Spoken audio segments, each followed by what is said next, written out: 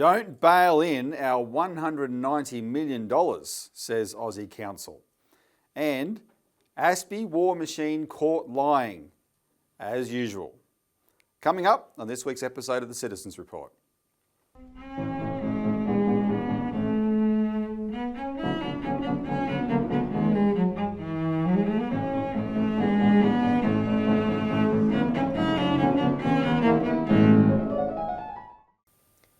Welcome to the Citizens Report. It's the 5th of April 2023. I'm Robert Barwick. I'm joined today by Citizens Party founder and leader Craig Isherwood. Welcome, Craig. Yeah, thanks, Robbie. In this week's show, we're going to talk about bail-in because there's a pushback starting in Australia because we have this sword of Damocles of a potential bail-in threat hanging over our heads, which the government doesn't like to talk about, but we're going to talk about it. Yep. And it's especially topical whenever there's a banking crisis, which is on now. And we're going to talk, Craig, about how people just have to understand that when it comes to China, the China haters funded by the United States actually deliberately sit down and make up lies. They make them up. We're going to show you a big story, a big scandal that's erupted around ASPI, an organisation that should be shut down and run out of this country. Before we begin, just remember to help us, harness the algorithm, the Google algorithm, the YouTube algorithm. Like the show, share the show, subscribe, and when you do subscribe, make sure you click the bell icon. Though I must say, I've clicked the bell icon. I don't get any dings anymore. I don't know what Google's up to. Yeah. And also, we're not commentators. We're activists. We're fighters. We're a political party that talks about what we're doing to change the system, not just telling you, what you can do with your money or whatever. That's a big campaign. We need all the support we can get. So if you can, please help us out with a donation. Click on the donate button down below. And yeah, Robbie, just I always like to thank the people who've already donated. Yep. Because it is a big help to us to put these messages out. It's not cheap to do to run an organisation, and every small, every large donation is a great help to what we do. So please, if you can, continue to donate and keep funding what we have to say. We are the only alternative voice out there in many respects, and we're the only ones that are running serious campaigns against bail-in, which we've been doing since 2013. And these sorts of serious campaigns are funded literally by ordinary people. Yep. Tens of thousands of ordinary people fund us every year, and we just need. We are the most democratically funded political party in Australia, Craig. We don't get money from the government. We don't get money from trade unions. We don't get money from big corporations. It only comes from everyday people. That's right. But even though we get more donations from more everyday Australians than any other party, we use them. We need them, right? Because we don't have those other big funding sources. So that's right. Anyway, like you said, it's all very much appreciated. All right. Let's move on. Just a quick update before we get into the main part of the show. The last show we did, Elisa and I announced that day was on Friday last week, the 31st of March. That was the deadline for the submissions for the regional banking closures inquiry. Well, that deadline's been extended. It's now the 28th of April, and it's been extended due to high demand. The committee was getting all these requests and getting flooded with submissions. As when I looked yesterday, there was 190 submissions published already. This is getting a lot of engagement, so the committee has extended it by a month. So please, as I've said for the last month, help us spread that by word of mouth. We want every possible person who has a connection to this issue to make a submission. So that's a great opportunity. And on the ASIC inquiry that we keep talking about, the opposite is happening. That committee, the Senate Economics Committee, is eking out the submissions in a painfully slow way. I'm in regular touch with John Adams, the independent economist who got the inquiry up. We support him in doing that. He's going off his brain at how slow this is. And it's not good enough because what we're talking about with this issue with ASIC is getting to the heart of how the financial system of Australia has been rigged in favour of the powerful, right, against the interests of ordinary people. So, as we've said before, if you made a submission to that, call them up and demand to know where your submission is, why it hasn't been published yet, what's the hold up, this is not good enough. I've been telling you for the last few weeks to be polite when you call the committee. I'm not going to say that this time. I'm not telling you to be impolite, but it's less important to be polite. You tell them you want to know where your submission is. So that said, let's get into the main part of the show. Don't bail in our $190 million, says Aussie Council. And Craig, as we mentioned a second ago, bail-in has lawfully raised its head again. Why? Because there's banks crashing. Yep. And the banks that have collapsed, the 4 American ones and the 3 American ones and Credit Suisse, and Credit Suisse, of course, is the big one. This is the biggest banking crisis, actual crisis that has claimed banks since 2008. Yeah. And what did the authorities do after 2008 to keep the financial system stable for the future? What did they invent? Bail-in. Bail-in. Which, of course, was denied and denied and denied until we found a clause in legislation or in discussions about the fact that legislation was in train for bail-in in Australia. Of course, everyone denied it. Oh, no, it's not. No, it's not. No, it's not. Then we finally discovered on the Valentine's Day 2018 yep. that there was legislation there for bail-in, which was hidden away, and it referred to a little tiny few sentences of words saying any other instrument. Right? Those few words, any other instrument, is the back door you could drive a truck through to bring bail-in in. Yeah. And there's been a historical fight, with Senator Malcolm Roberts has introduced legislation to try and have those words thrown out to protect people's deposits, but that hasn't happened yet. So it's all rising its head again. It's coming back to...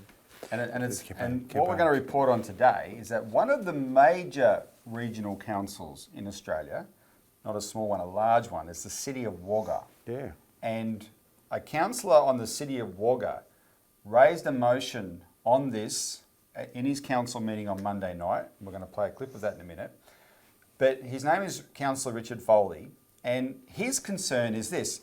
The City of Wagga has $190 million in the bank. And if that's the City of Wagga's bank account, just imagine that multiplied around Australia by all the councils in Australia. Now, that's a big one, so the amounts will vary. But they have to keep that money in apparently by law, Robbie. They can't just spend it. Well, that's it. As an aside, that is his issue as well. Why they're required, these councils are required to put all this money in investments that he says we should be spending that on roads, sewage, infrastructure for our town, right? Like how he wants to do a public housing thing for their city. Why do we have to keep this money in the bank? Because you know what it's doing. If the money's in the bank, or if it's if the investments, it's propping up the banks and it's propping up financial institutions and the stock market. Exactly. Right. But this is the way. We're still on this aside. It's a long one, but it's a relevant one. This is the way that everything is being done. What is the Albanese government's solution to the housing shortage? Don't spend $10 billion on housing. Put $10 billion in the stock market, and then the money that you earn from that every year, if you earn, say, $500 million, spend that on housing. Yeah. So what it actually does, subsidise the stock market, right? The future fund's the same thing. This is think about what Chifley was trying to do back in the 50s and the 40s. He wanted all the local councils to put their money in the Commonwealth Bank, a national bank, in order to be able to fund development and stuff. But now, of course, the private banks jacked up. Yep. And the City of Wagga has 28 different bank accounts with this money in it. Yep. And if you understand bail-in, the problem is that this money is only ever guaranteed, so-called guaranteed, and I say so-called because it's not actually the reality, to 250,000, which means of that 190 million, only 7 million would be quote unquote protected, and it won't be even protected at that point. And that's either in a crash or a bail-in. And if it's a bail-in, the way bail-in would work is a bank would be in trouble, and the APRA would say, okay, the bank's in trouble because its assets have collapsed but lower than its liabilities, and on the balance sheet, assets have to equal liabilities plus equity, and so if assets are lower, a bank is insolvent. So what they say is, well, let's reduce the liabilities to lower than the assets so the bank's solvent again on paper. And the number one liability for banks is deposits. So you give them a haircut. And that'll be across the board. That'll be for every charity's account, every individual's account, your little kids' accounts, and every institution's account will get the same. They'll define a percentage. It has to be written off or converted into shares, and that's what they'll do. And that's what happened in Cyprus in 2013. And multiple times in Italy. We started campaigning on this back then. So, Councillor Richard Foley put up this motion. Notice of motion seeking that the General Manager write to the Federal Treasurer seeking a written assurance, let me put my specs on here, that nothing in the Banking Act 1959 or any other Commonwealth legislation extends powers to APRA to implement or authorise or direct the implementation of bail-in in respect of this Council's deposit accounts held in banks on behalf of its ratepayers. So what I want to do now is we're going to play the video, and there's two segments to this video. What I've done is cut out the middle. So we're going to play Councillor Foley's speech to the council meeting, and then we'll cut out all the back and forth with the negotiating over the adjustment to the wording and amendments, etc. And then his final comments before they take the vote, and then you'll see the results of the vote. Play the clip. The former Morrison government rushed through Parliament in the dead of night the Financial Sector Legislation Amendment, Crisis Resolution Powers and Others Act on the 14th of February 2018. This legislation is commonly known as Australia's bail-in laws. Post the 2009 GFC, Australia endorsed international regulations handed down by authorities from the Bank for International Settlements. These were handed down across all G20 banking authorities, granting power to write down or convert into equity unsecured creditors, which by definition includes depositors in banks. Due to these banking mandates, all G20 nations, of which Australia is closest to, now have bail-in laws. The powers that apply to deposits, this power applies to deposits, which includes USA, UK, EU, Canada, and most significantly New Zealand. The Australian bail-in law now empowers our banking regulator, APRA, to operate an order in a bail-in in certain Tier 2 and Tier 1 capital securities. When one looks at the Banking Act 1959, specifically Section 11CAA, under definitions of conversion and write-off provisions, relating to additional Tier 1 and Tier 2 capital securities, there is another area that says or any other instrument. Legal analysis asserts that this broad language creates a loophole that could extend to bail-in for any deposits held in banks within Australia. It certainly applies in the other jurisdictions across the world.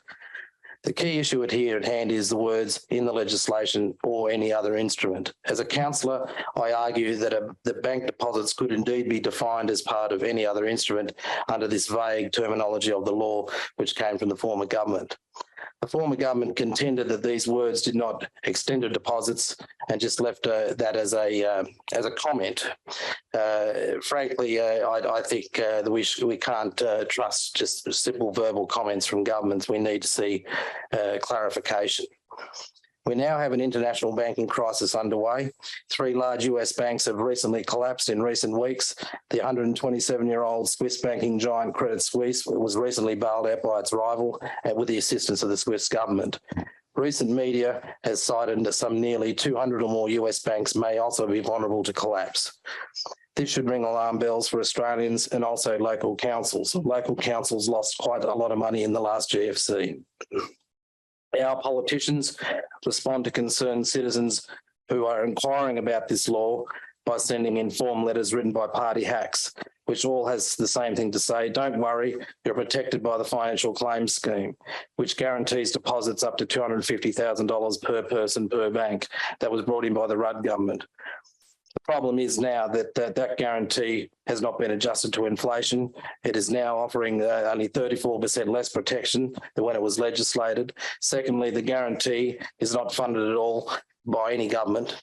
Thirdly, the scheme only covers 7 cents in the dollar of all Australian current bank deposits, including councils. Finally, if a bail-in was something that was to occur, it could only occur before the bank was collapsed. Not if a bank has already collapsed, then a bail-in was obviously useless. As councillors, we stand in a fiduciary relationship to the people whom we've been elected to serve. As fiduciaries and trustees of the public interest, we are under an obligation to serve the public to the highest of fidelity. On that basis, I put it to this council that it is not unreasonable for us to seek clarity from the new federal government about these issues raised in this notice of motion. bearing in mind that we hold fiduciary responsibility for over $196 million of ratepayers' funds currently held in 28 banks. Look, just a couple of points picking up on it's interesting. I've got some interesting notes here that the former senior advisor to in economics to John Howard and is a senior official of the Australian Banking Association, Mr. Nick Hossack, advocated clarifying this law, but said that it should be clarified to ensure that deposits could be bailed in. And he said that on the ABC about 18 months ago. And the former Liberal leader, Dr. John Hewson, also passed public comment though, clarifying that the law was a no-brainer to fix, and that it is vague. So this is an issue, and I note that the former government didn't want to do anything about the amendments that were put forward by senators about this. And I'd hope that the new government, which seems to be off to a cracking start, can see the problem here and assist all Australians, including all councils. Thank you very much. Thanks, Councillor Foley. I'll put that motion. All in favour? Unanimous. Thank you. So, Craig, Richard, Councillor Foley has mastered the subject really well, and the other councillors were clearly impressed because that was a unanimous vote. And it's going to go to the Australian Local Government Association meeting coming up in, I think it's June. Yep. And this is really important because every other council has now got the lead of this council to say, well, this is so important. So you can have a whole local government body going to the Treasurer and saying, get rid of those words, and protect our deposits. And frankly, that kind of pressure from the third tier of government is going to be much more effective on the government than, the voice of the people should be effective. But the local government is closest to the people anyway. This is very, very useful because this has to be clarified. That's all Malcolm Roberts was trying to do in 2020 was clarify the law. He said to the government, you say that this can't be used to bail in, but these words, any other instrument, create a loophole. Let's close up that loophole we don't even have to take out the words. All we'll just say is any other instrument not including deposits. That's all he wanted to do, right? And the government wouldn't let that pass. Which is ironic because if it wasn't going to cause a problem, why not have those words in there? Yeah, exactly. I mean, it was just clarification, but the government didn't even want clarification, which means you can smell a rat there. Because suspiciously, all the countries closest to us, New Zealand, United Kingdom, United States, Japan, European Union, all have actually legislated bail-in laws, right? And in New Zealand, they apply to deposits in banks that are owned by our banks. And our government's saying, no, we'd never do that. Yeah, rubbish. All right. So because it's topical, though, Senator Roberts also raised this in Parliament a week or so ago. And we just want to play the clip of him giving a 2-minute statement on the bail-in danger, reminding people about it in the context of this banking crisis. I note that in the last few weeks we have seen with the failure of Silvergate and Silicon Valley banks. Nonetheless, it would be wrong to not take this opportunity to revisit the issue of how to save a failing bank. As a reminder, there are two choices: bailing out with a large injection of taxpayer money, increasing debt for everyone, or two, bailing in, which is where the bank takes their depositors' money to save themselves. A bail-in still requires the bank to close for days or weeks, preventing customers accessing any money left in their accounts. Business will be left without money to pay staff or suppliers. The effect on the economy will be catastrophic. Everyday Australians trying to pay for their shopping will find their account empty or card suspended. Travellers may be stranded. One Nation introduced a bill to prevent bank bail-ins and protect the people. Labor and the Liberal Nationals defeated our bill in 2020. One Nation did lead a successful campaign against a cash ban bill that the Liberal Nationals and Labor proposed in 2021, so Australians can still use cash in an emergency. This is relevant, again, because President Biden initially chose to seize half of Silicon Valley Bank depositors' funds and freeze the rest for up to 3 years. That's a bail-in. What followed was a run on all banks, forcing the President to backflip and instead initiate a bailout. Australia has a bank guarantee scheme, a bailout, but it's a con trick. There's no funding, no requirement to use it. It only covers $20 billion per bank, $80 billion total, and this is supposed to protect $1 trillion in depositors' funds, 8%. So, and I can announce on the show now, Craig, that Senator Roberts is looking for an opportunity to, especially around the government's budget bills, to table his amendment again, and like approach it from the standpoint, okay, we've got a new government now. It was the Morrison government that didn't want it clarified. Let's see if the Albanese Jim Chalmers government would be happy to clarify it. And if they do, here's the thing, that would actually help restore confidence in the banks. But let's talk about a related subject, which is what people need to understand to really see actually how bad bail-in was, Craig. Because instead of devising bail-in to stabilise the system after 2008, the alternative was Glass-Steagall. Yeah, that's right. What would Glass-Steagall have done? Well, Glass-Steagall is a term that some of our viewers may not, have heard before or they don't understand. Glass-Steagall was a banking amendment or banking bill put into the US Parliament, US government system, Congress in the 1930s by Senators Glass and Senator Steagall. And what it did was separate out the merchant and investment banking system from the necessary commercial banking system. We need a commercial banking system, that just ordinary, boring banking system. Yeah. Whereas the merchant banking, investment banking, that's your highly speculative aspect of the banking system. Not that it can't exist, but the problem is that with the repeal of Glass-Steagall in 1999 by Bill Clinton, it allowed the investment bankers and the merchant bankers to get their hands on ordinary people's deposits. Other people's money And speculate with them. Yep. And what we've seen since 1999 is a complete deregulation of the financial markets and the banking system, so that people's deposits now are at risk, Yep. whereas they should never have been at risk. Right, and this is what Glass-Steagall, reintroducing these Glass-Steagall principles, where you say, no, you can go off and have your merchant banking, investment banking, but you use your own money. Yeah. And there's many investment bankers and merchant bankers that understand that. If they're going to get involved in those sorts of risky activities, they know what they're getting into. But the breakdown of the separation between those two sorts of banking, we need a very stable banking system that's there to produce the credit necessary for the economy, not for speculation.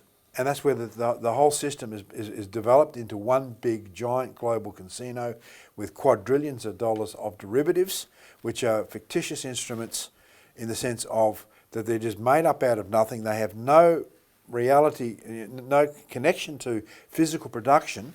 And Craig, they're only that bizarre because the people who invented them are gambling with other people's money. That's right. If they were forced to gamble with only their own money, they would never have invented that crap. No. That's why Glass-Steagall was so good, so effective. It was the win-win For financial 60 regulation. years. 66 years. 66 years. It was perfect. It made the speculators more cautious, and that was better for the economy, and it made sure all the deposits stayed in the real economy for productive purposes. Now, we're going to say something positive, though, about one of the people, the architects of destroying it. This week, Lord Nigel Lawson, Margaret Thatcher's Chancellor of the Exchequer, passed away. And ordinarily, this show would never say anything positive about Margaret Thatcher's Chancellor of the Exchequer, except for this reason.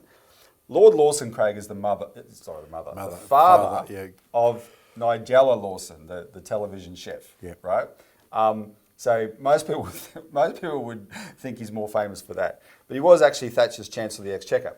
And he was the architect of what's called the Big Bang, financial deregulation of the City of London in 1985. And that's what started the rot worldwide, because the City of London was already the world's biggest financial centre, because it's this lawless enclave, right, that's not even under the authority of the British Parliament, mostly. So it was already that. And any rules that were left, they just smashed them, right? And it became the centre of the world's derivatives trading and whatever. And then because the Brits did that, the people in in Wall Street who wanted to have this total liberation as well, they said to their congressman, you've got to let us get rid of Glass-Steagall so we can be like the Brits. And so that led to that in 1999. When the crash happened in 2008, because it took less than a decade after the repeal of Glass-Steagall to literally blow up the world, a handful of people were man enough to say, I was wrong. And Lord Lawson was one of them. And he actually became the biggest champion of restoring Glass-Steagall in the United Kingdom. And so that fact, you've got to take your hat off to him for being prepared to do that. So from about 2011, 2012, Lord Lawson, a bunch of other people in the UK, people in the United States did it, like Sandy Wheel, who was the head of Citibank, who was actually credited with smashing Glass-Steagall in the United States. He also said it. A handful of people like them said it, and so you've got to take your hat off to them for doing that. It helped advance the campaign to restore Glass-Steagall, which didn't work because the authorities went with bail-in instead. And of course, the real evil of bail-in is when you see the alternative was Glass-Steagall, but they went with bail-in so they didn't have to force the banks to change their behaviour. The banks were told, you can keep gambling with other people's money, go your hardest because we're going to steal from your depositors when you destroy them. When you destroy the bank, we're just going to steal from your depositors. That's what bail-in is, and Lord Lawson and these guys represented the opposite. So he's passed away now. That's sad news, but it's worth mentioning here just to illustrate the debate that's happened. And we need to keep having that debate and bring Glass-Steagall back. Yeah, definitely. All right, let's move on. Something very serious. ASPI, war machine, caught lying as usual. And this is actually quite dramatic, Craig, because it doesn't often happen. On the 31st of March, Crikey, the Australian online news website, posted this announcement. We'll put it on the screen, but I'll read it out. Quote, "We have made the decision to unpublish a series titled China's Queer Purge by a freelancer after experts quoted in the series contacted Crikey with concerns they had been quoted on the record without their consent, or their quotes had been mischaracterised or taken out of context. As a result, our confidence in the series has been undermined, and we've taken the unusual step of unpublishing it." Now, that is a very rare statement for Crikey's now effectively a mainstream media publication, by comparison on the social media anyway. That's a very rare statement to make that, right? So this is a big deal. What are they talking about? They're talking about a story that they published on the 13th of March. And this was sensational. The headline was this: "Inside China's LGBTQIA+ re-education camps, survivors claim shock treatment and beatings." That's the headline. And this is how it opened. "Members of China's LGBTQIA+ community claim they have been sent to government-sanctioned re-education camps. Some say they spent years in the camps and experienced forced conversion therapy, a controversial process of attempting to coerce queer people to become heterosexual.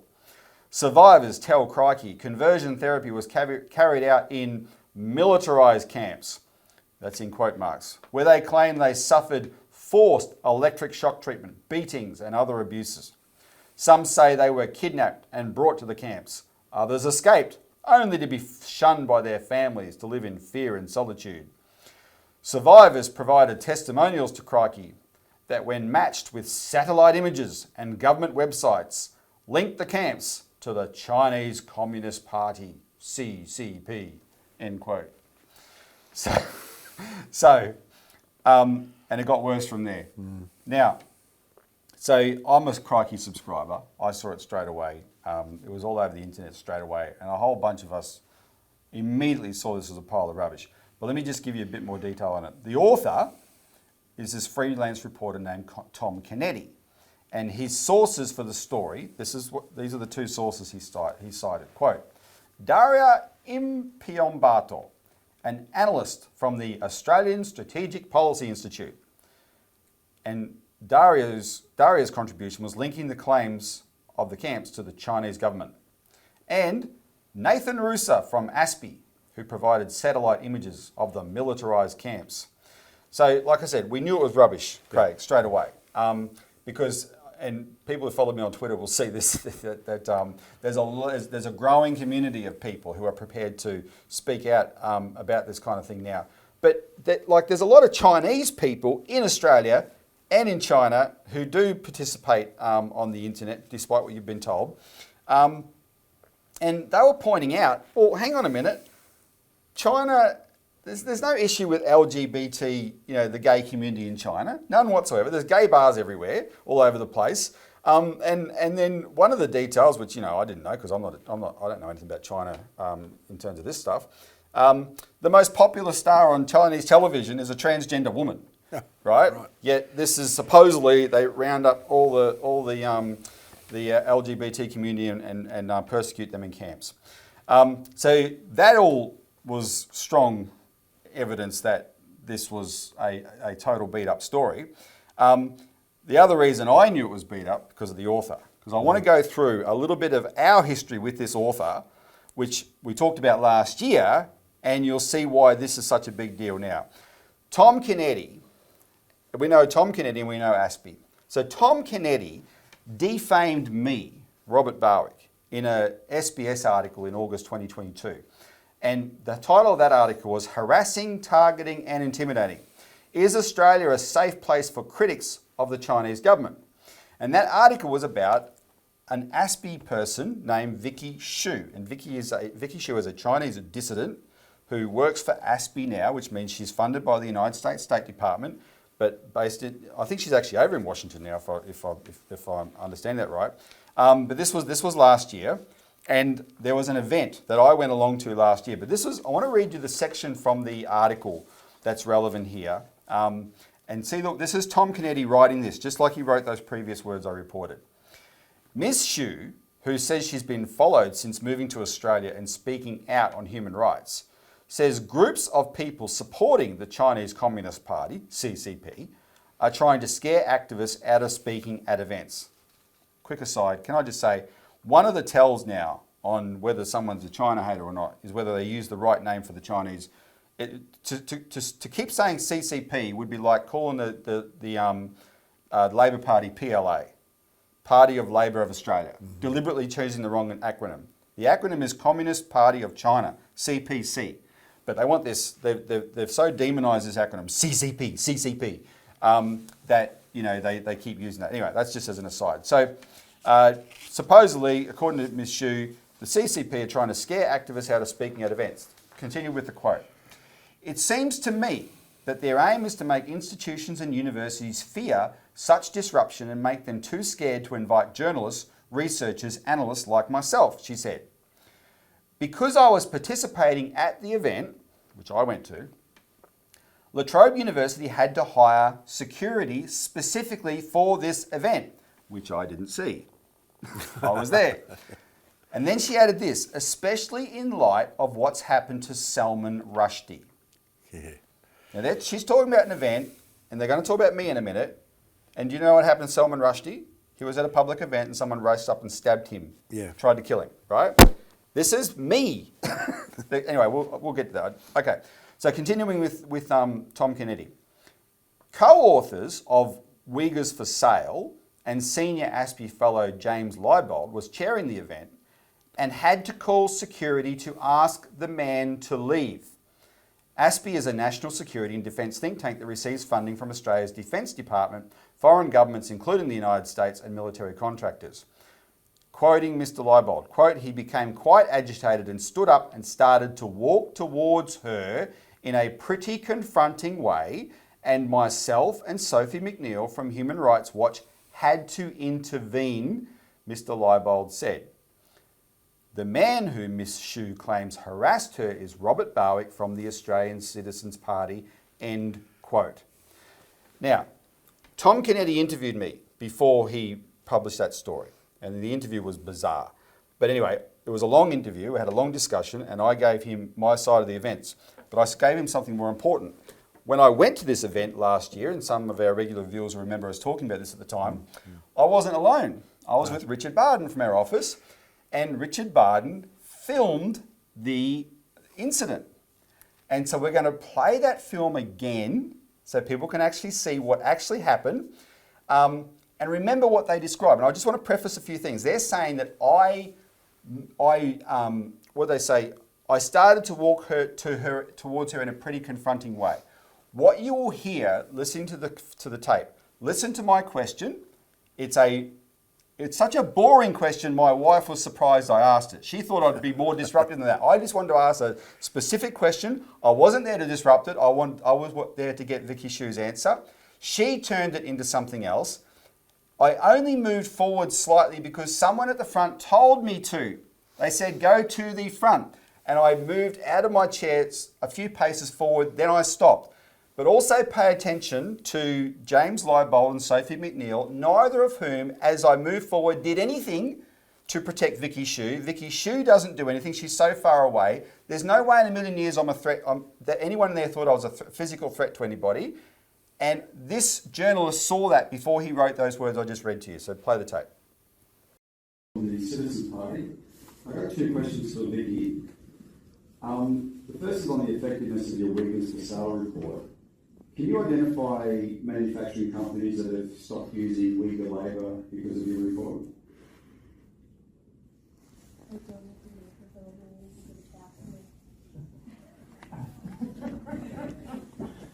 Maybe the speaker goes up to work. First of all, I would like to point out that last year during one of my trips to Melbourne to record Q&A, I ran into Robert at the airport, and in my opinion, I was ambushed, and he misrepresented our exchange on Twitter, and he accused me of wanting war with China. So I do not consider Robert to be here in good faith, and I refuse to answer his questions. Oh, give me a break. I did not read the tweet. Excuse me. Read the tweet. I did not accuse you of that. I reported. I said I don't want war with China. I just quoted you saying I'm at war with China. I did not quote you saying anything else. You can see the tweet online. Anyway, let's you ask No. question. I asked a question. I'd like an answer. Instead, I got attacked. Sorry, you asked a question. Responded. Please This is sit down censorship. or leave. You speak. It is censorship. For those who are interested, I've brought along 10 copies of Jacqueline James' legal analysis of the weakest for sale report. And if you're interested, she debunks it completely and thoroughly. You're an apologist for genocide. Get out. And you're censoring. I am not an apologist for genocide. This is a joke. Raising the living standards of people is not... Sit down. Excuse me? Sit down. No, I'm not going to sit down. I've been attacked. Excuse me. Anyway, you said please either sit down or we'll have to leave the room. You had your moment, and Jack had her moment on Monday in Canberra, and he's been heard, and would like to ask you to Well, leave, please. I'd like... No. We'd like a response. You are troublemaking in international affairs. I'll point out that Robert, you have potentially stalked me before, and I'd like to ask you to leave, please. For the record, I was at the taxi rank next to Vicky at Melbourne Airport. I didn't stalk her, I didn't follow her, I recognised her and I asked her a question. And I'm running to you again here today with 10 I have copies. come to ask you this question, Vicky. That's not stalking, this is a public event. And I refuse to answer your questions because I do not consider them to be of good faith. Please leave. And I do not Would, enjoy before I leave, would anyone like a copy of this report? Please leave the room. Hold your hand up if you would like a copy of this report. We read it. It's nonsense. Don't be a drama queen. Oh, don't be a drama queen. So, Craig, that's what that scene you've just seen is what they're comparing to Salman Rushdie getting stabbed in the neck. Yeah, and this is what's happening all over the place with the media robbing. I mean, I don't listen to ABC driving into the work anymore in the mornings because everything that they talk about is so coloured and so distorted because that's what they're there for. I mean, it's a propaganda operation. Well, it is. And on just about everything, whether it be Ukraine or, ASPI, the Chinese government, everything. And most people don't have a place to stand until That's the problem. Yeah, but we do a lot of research, and in this particular case, we've got him cold. I just want to make a quick aside. The guy in front of me in that clip, the Chinese guy with the beard who's filming me, he's the one who said at the end, "Don't be a drama queen." That person is quite famous. His name is Badiou Chow, and he's a dissident who lives in Australia. He's an artist. He does these really horrible art things, pop art things attacking the Chinese government. This is totally an aside, but I want to play a clip of him that same week on The Project being interviewed by Waleed Ali, and they're talking about his security and how unsafe he feels. So just run that clip. Buddy Atau goes to elaborate lengths to keep his home address a secret.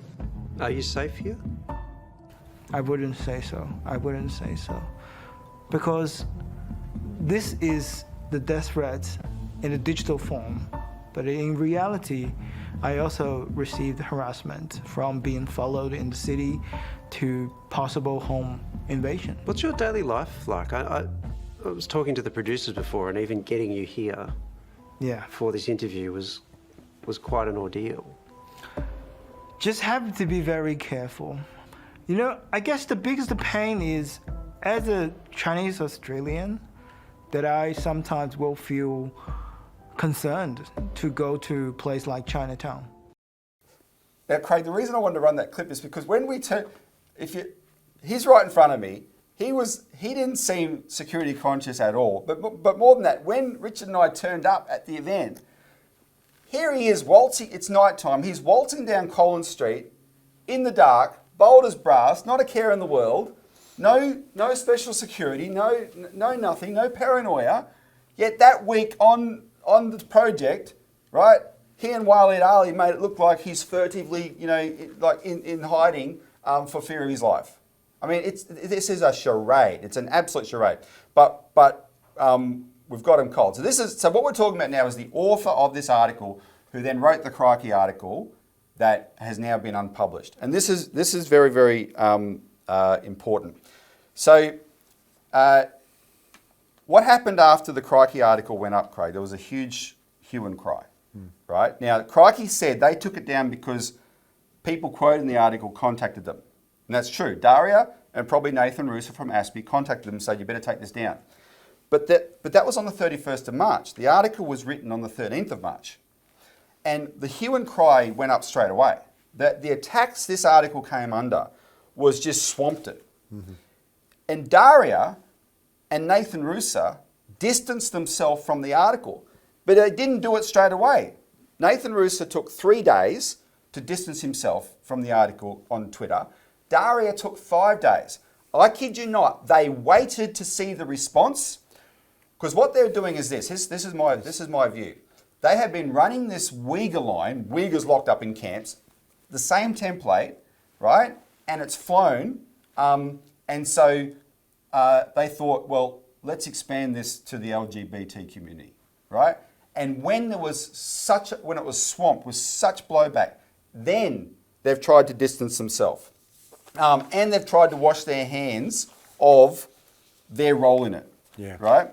I got a quote here from, we might put up a thing from Daria. Just hang on a second. Yeah, 4 days ago, we'll put up this quote. 4 days ago, Daria Impiambardo tweeted that she was glad Crikey had unpublished the article. But if you read the article, I'm struggling to think how Daria could have been taken out of context, right? What they're probably doing is hanging out Tom Kennedy cutting him off, right, so they can protect ASPI's reputation. Because I think this Tom Kennedy is I think he's a liar, but he's also very naive. When he interviewed me before this event last year about the Vicky Xu event, he asked me about the Uyghurs, and he referred to mass graves in Xinjiang. Mm-hmm. And I said, hang on, mate, hang on.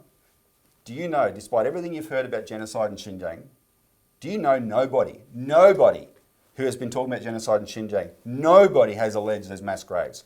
That they say it's a cultural genocide, that they're mowing people down, and nobody's saying that. I said, you've assumed that there's mass graves because you've heard the word genocide. That's your brain working. Nobody has actually said that. That's how naive you are about the way this disinformation works. Anyway, the good news is ASPI is showing that ever since Paul Keating did that thing that you and I on last show attacked, ASPI, Paul Keating named ASPI and attacked them as an American cell, and he named their director Justin Bassey as a cuckoo in the nest, a cuckoo who goes and steals, and he's talking about that in the Labor Party terms. Justin Bassey is a Liberal who's in the Labor Party nest. So ever since, Bassey has been putting out tweets like this. On the 17th of March, he tweeted this. In response to people assuming tying ASPI in with the red alert thing on the Sydney Morning Herald. Red alert, we're going to be attacked by China. He writes, the determination of a few people to drag ASPI into the Sydney Morning Herald Age Red Alert series takes away from objective debate on substantive issues. Some are misleading the public that ASPI was involved. Once again, we were not. None who made this mistake actually bothered to ask. Rubbish. The guy who ran ASPI for a decade at least before Justin Bassey took over was the main guy in that group, and two others were either speakers at ASPI events and one was an ASPI fellow. So that's him being defensive though, that's the important point. On the 26th of March, he said this in response to Bob Carr. We'll put this tweet on screen. He goes, absolutely false, because Bob Carr said ASPI is a pro-war think tank. ASPI is not pro-war. Our analysts support Ukraine defending itself against Russia and argue for a strong defence force is needed to deter aggression and maintain peace plus stability. This view, far from specific to ASPI, is espoused by governments, think tanks and security experts globally. Oh, we're not pro-war. Rubbish. When the war happens, Craig, and we all die, and there's 200 years of radiation fallout, and then the credits on the history of humanity roll down the screen, the final thing will be line will be, this production was brought to you by the Australian Strategic Policy Institute. Which is funded by the military industrial complex. So they've got a vested interest there. 28th of March, this was in response to me, because I pointed, this same Daria did an attack on girls, Uyghur girls in Xinjiang who are on Twitter and TikTok and whatever, doing things about puppies, videos about puppies. She said, this is sinister propaganda. They're trying to make it look like Xinjiang's a nice place, but we know it's an evil hellscape, right? And I went right after her because this woman publicly denied that China has had a terrorism problem when China had the worst terrorism problem in the noughties. The worst. Outside of Africa and the Middle East, no country suffered terrorism like China did. And she's trying to deny that. So Justin Bassey tweeted in response to me, a pathetic and pointless attack on the professionalism of a very smart and accomplished researcher who deals in facts and data. I'd like to ask this individual to stop his constant online bullying, especially of female ASPI staff. And that's trying to tie me back into Vicky's shoe. I'm proud of Daria Impiambata, who has a superb track record. Oh, really? 2 days later, Crikey took down, unpublished an article that quoted her. Superb track record, my butt. And then he tried to distance himself from the TikTok decision. He goes, as a Five Eyes aligned think tank, ASPI has been agitating for an Australian ban on TikTok for several years. That was the quote that he was responding to. And he said, no, Fergus Ryan and ASPI have not agitated, but informed through hard work and data-driven analysis. Decisions are up to government. And this is a good one, not agitated. That's all they do is come up with these lies. And I wanted to play this clip just to ram it home because we're putting so much time into this so that people understand they actually make up lies. So on the 19th of March, Mary Kostakidis at an event at Marrickville Town Hall in Sydney interviewed Lawrence Wilkerson, who was Colin Powell's Chief of Staff. I wanted to play this one clip because Wilkerson is just reminiscing about how the lies of weapons of mass destruction came about. And look at how, because there was an argument, there was a debate, how real is this, etc. And look at how blatantly they fabricated it. This is a really important story he tells. And people also forget, particularly in my country, and I'm not making excuses here, but they forget that all the members of the United States Congress had accepted the October 2002 National Intelligence Estimate, which was pretty firm on weapons of mass destruction. They all accepted it, with one or two who let us know that they were doubtful about it. Of course, many of them became doubtful about it after there were proved no WMD, but that didn't do any good at that particular time. They all accepted that National Intelligence Estimate. And Powell's presentation at the United Nations was based principally and primarily on that NIE. So it was a difficult time for us, a difficult time to sort things out. Powell tried, and I'll give you one concrete example. He grabbed me one day, the first time he'd ever done that. He physically grabbed me and pushed me into a room off the spaces where we were working, closed the door, and he said, we're alone in here, right? And I said, well, it is the CIA, boss.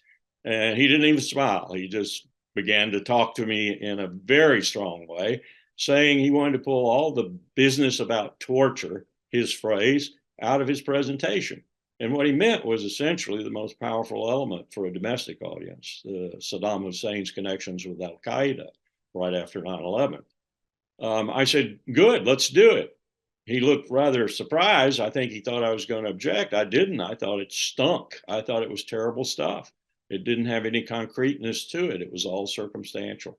So we took it all out. Well, George Tenet and John McLaughlin, the two primary intelligence people there, discovered we'd done that, and we went back into rehearsal that afternoon, and Tenet tells Powell, we've just learned, this is almost a direct quote, I was sitting to Powell's left, we've just learned from interrogation of a high-level al-Qaeda operative of significant contacts between the Mukhabarat, the Iraqi secret police, and al-Qaeda, to include training al-Qaeda operatives in how to use chemical and biological weapons. Powell turned to me and said, LW, put it back in. And we put arguably the most powerful element with a domestic audience, at least, back into the presentation about Saddam's connections with al-Qaeda. It was totally false. We later learned, 4 or 5 months later, that it was Sheikh al-Libi, that he was tortured in Egypt when he revealed this information, and that within weeks of the torture ceasing, he recanted and said he would have done anything to stop the torture. The DIA, the Defense Intelligence Agency, actually put a burn notice out on that intelligence, but we were not told that. So, Robbie, people watching this and hearing you say, well, how can we believe anything that's coming from the media? Well, don't. That's what I'm hoping. Well, that's why our material is so important. We say, and I come back to the Australian Alert Service, Robbie. Yep. You know, when we publish material or talk about it on this show, it's backed up by real data and real facts, and we don't have any other interests other than promoting the national sovereignty of nations around the country, including our own, as opposed to the supporting, like ASPI does, the industrial military complex and the militarism of the US government. You know, how many military bases does the United States have around the world? Over 700.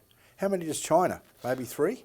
Well, I'm glad you said that because, you know, people are hit with a blizzard of claims about China every day, right? Let me just go through. Balloons, cars, security cameras, TikTok, cranes in ports, the cranes that unload shipping containers. All of them are now being told, politicians are telling us, taking it serious, oh, they're spying on us. Cranes in ports are spying on us, right? It's all, every time you hear a claim like that, assume it's a lie. Until they prove it to you with absolute proof, assume it's a lie. But what is the motivation? And of course, you've nailed it. But I want to play. There's a Dr. Jay Therapple. He's on Twitter as Jay Chaco. He produced this video. I want to play it now, which is of the American strategic analyst John Mearsheimer in 2019. Visited Australia and gave a couple of speeches at the Centre for Independent Studies. And he is brutally honest at what America's motivation here. And in short, the motivation is this. America's going down, China's going up. America needs to pick a war with China now that it thinks it might have a chance of winning instead of waiting decades when it would never win. This goes way back into the 70s, Robbie. Yep. SSM 200, I think it was. NSSM 200, That's right. Well, it's the same Henry Kissinger mindset, right? America cannot allow the rise of any other country to rival its power in trade in any form whatsoever, and it has to be subsequently destroyed.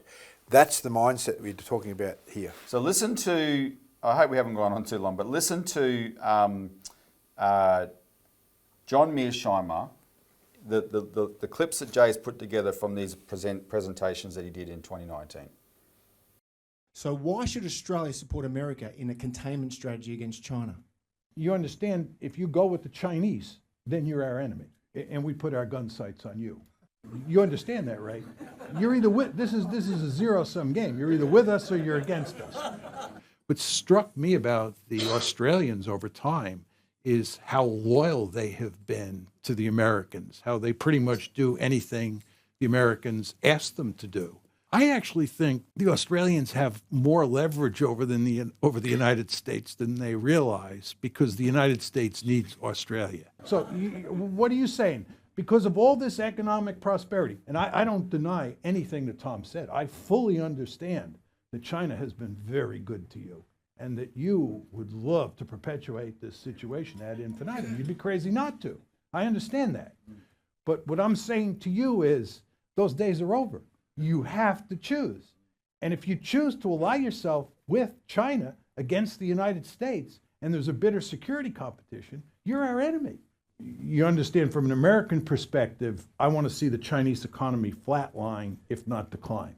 We're trying to wreck the Chinese economy. We don't want them to continue growing. Are you going to continue to trade with China and feed the beast? Yes. So you're going to help feed the beast. You're going to trade with China and basically ignore us. I don't think the United States is going to be happy about more questions. that. I think today that the United States would clobber the Chinese in most conflicts one can imagine, most plausible conflicts. It's over time, as China continues to grow economically, that the balance shifts against the United States.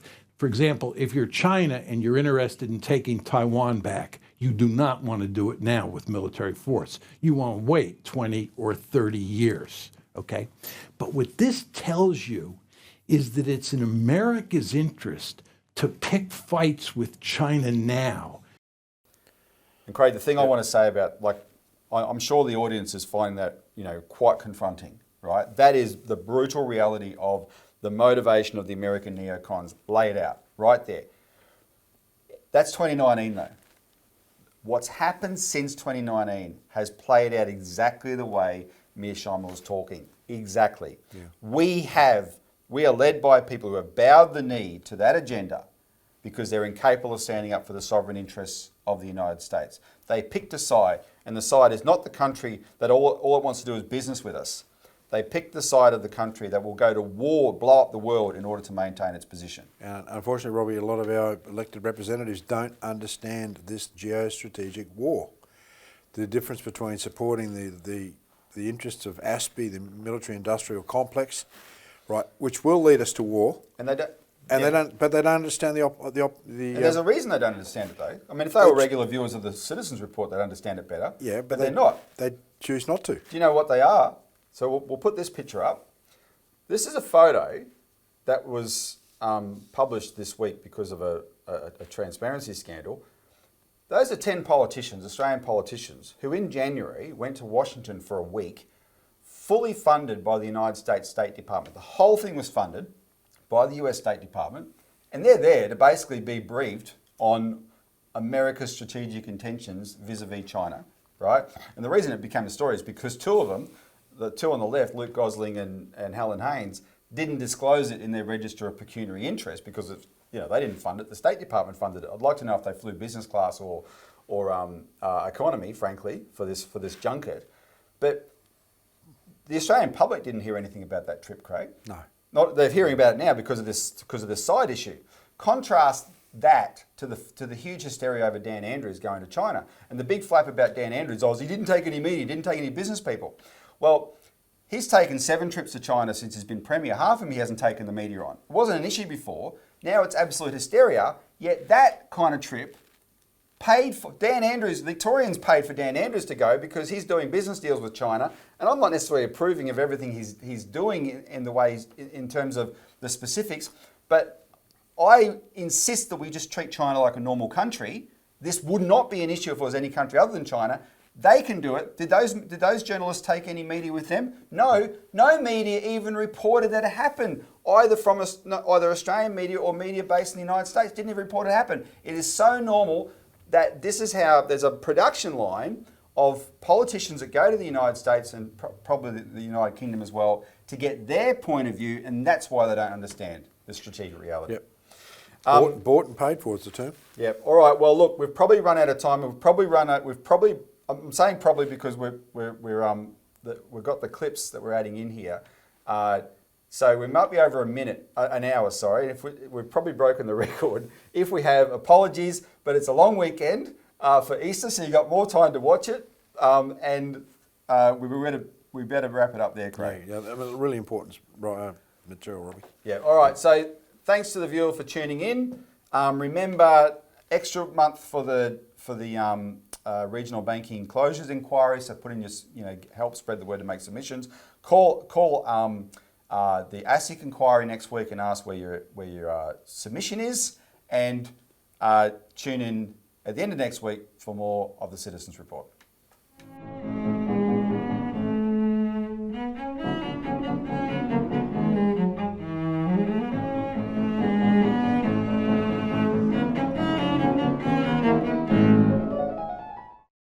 Authorised by Robert Barwick, Citizens Party, Melbourne.